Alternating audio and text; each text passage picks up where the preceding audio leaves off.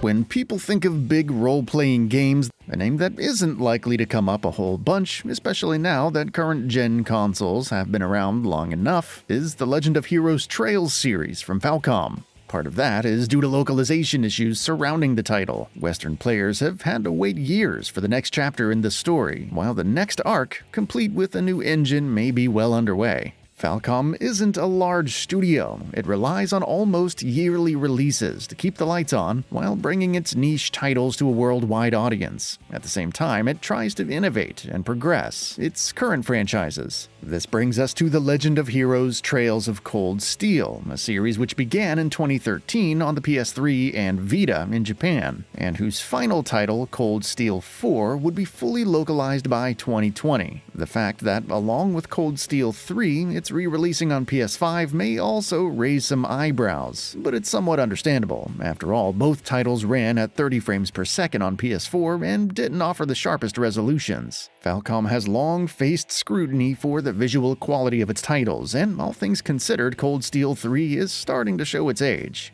It also doesn't help that the PS5 version is a straight increase to resolution and frame rate, no extra bells and whistles, though the faster loading times are noticeable. If anything, it could have used a cleanup to the motion blur when dashing, since it looks a bit jarring in the opening sections. Nevertheless, Falcom plainly outlined what's included, so those hoping for an extensive range of options, like in the PC version, like a larger FOV, should temper their expectations. So, the real question: why should you play Cold Steel 3? Because it displays the series' biggest strengths, world building and characterization. Each story arc takes place in Zemuria, a large continent broken up into many district nations undergoing a renaissance, courtesy of orbital technology. Trails in the Sky showcased the impact of airships and long-range communication in Liberal, and it's interesting to see how Erebonia's culture has adopted the same, creating extensive weaponry like the Panzer Soldats, while still mostly relying on trains for transportation. While different arcs have their respective characters, locations, and plots, they're all inextricably connected in one way or another.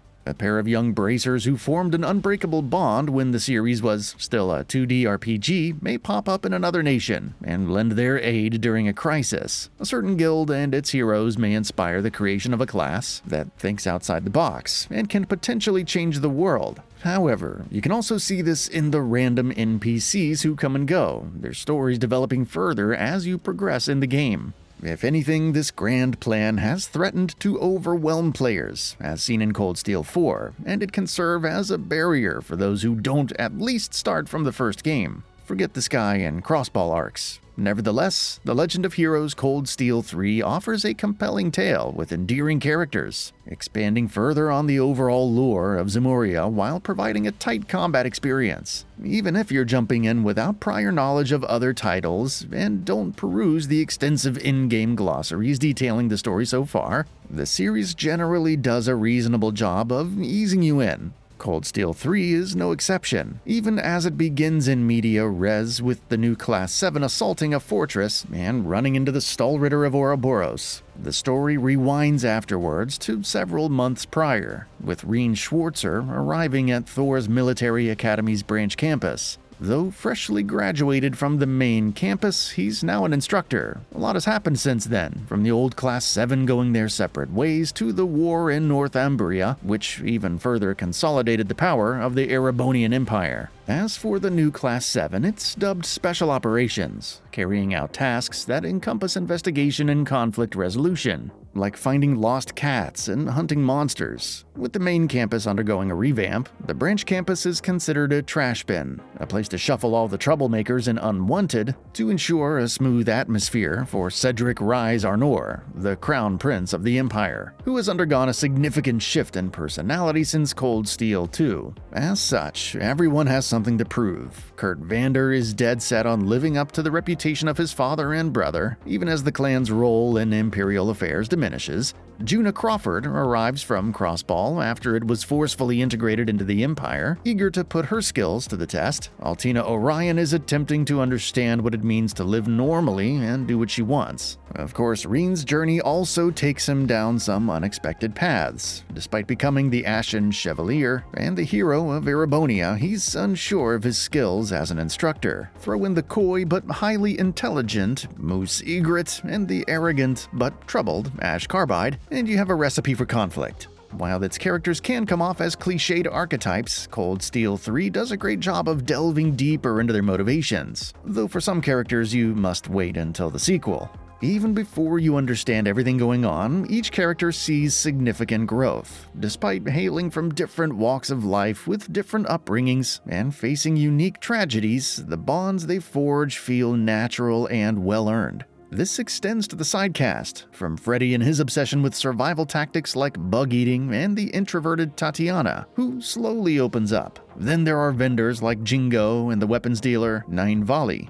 Crossbell's various residents and law enforcement, or the sheer range of villains, from the enigmatic Rutger Klossel to the psychotic Shirley Orlando, and the returning members of Old Class 7 as well, who each have their respective bonding events and moments, though they're not the focus, at least for most of the game. Perhaps the only sore spot character-wise is Angelica, whose character essentially jumped the shark over the previous games and doesn't come off well. Amid so many characters, it's fascinating to have such great voice work. Erica Harlacher is especially noteworthy as Juna, ensuring that the more emotional moments hit that much harder. Austin Lee Matthews, Xanth Hun, Josija, and Alexis Tipson are similarly excellent as Ash, Altina, Kurt, and Moose, respectively, and deliver strong performances throughout the story. Even without considering the large cast, Cold Steel 3's plot devotes extensive time to the setup. Like Trails in the Sky FC and SC, and Cold Steel 1 and 2, events are in motion, and you're left looking forward to their resolution in the next game.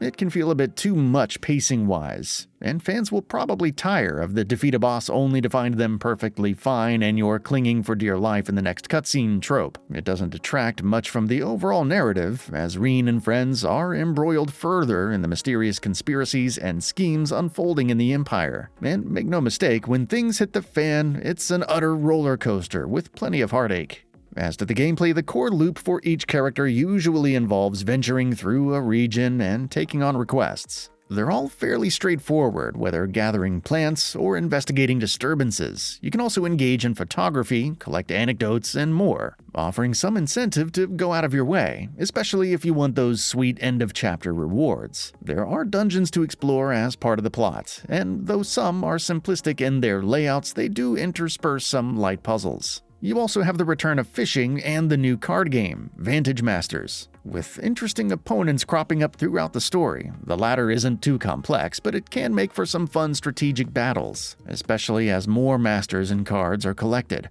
Weapons and equipment aren't very complicated, but the real customization is in the Arcus 2, which can slot in different quartz to unlock different orbal arts. Various combinations of quartz can unlock stronger arts. Each party member can also have 2 master quartz, increasing the potential builds. If you want Kurt to have high evasion and crazy counterattack damage, or focus on break damage with Juna, go right ahead. Master quartz can also level up and unlock further stat bonuses and orbal arts, allowing you to free up some slots for other quartz. This further feeds into the new Brave Order system. Brave points are earned in battle by exploiting enemy weaknesses to damage types and crits for follow-up attacks via the combat links, and spend them on rush attacks or bursts, which deal bonus break damage. However, you can now activate different orders, which boost attack, break damage, damage reduction, and more, or straight up healing and reflecting enemy attacks. Otherwise, the combat system still feels great, planning out your actions based on the timeline with different benefits popping up at specific turns, breaking the turn order by activating S-crafts for over-the-top special attacks that deal extensive damage, and deploying Brave Orders at the right moment is as fast and fluid as ever. Enemies and bosses are also well designed, offering different challenges depending on your progress through the game.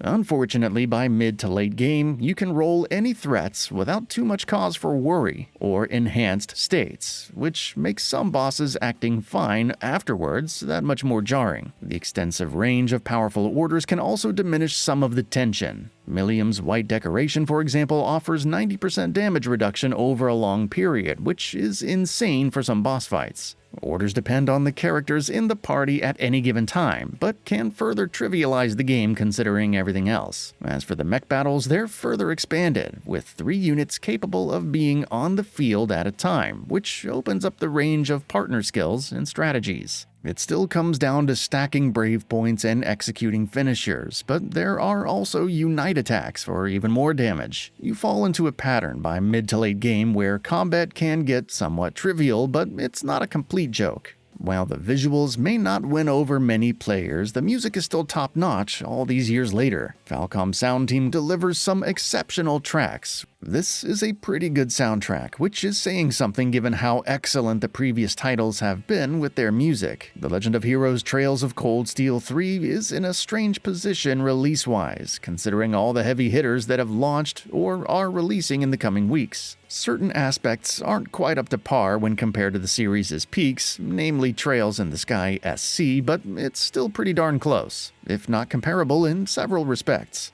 If you want a role-playing game series with an expansive story and memorable characters, fun combat, and extensive world building, and don't mind the visuals, it's easy to recommend. Get comfy though, because it's a long journey. That's all for now. If you enjoy what you saw, please hit the like button. And if you're new to the channel, now is a great time to subscribe. We upload brand new videos every single day. After subscribing, don't forget to enable all notifications by clicking the bell icon. Thanks for watching this video, and we'll see you next time, right here on GamingBolt.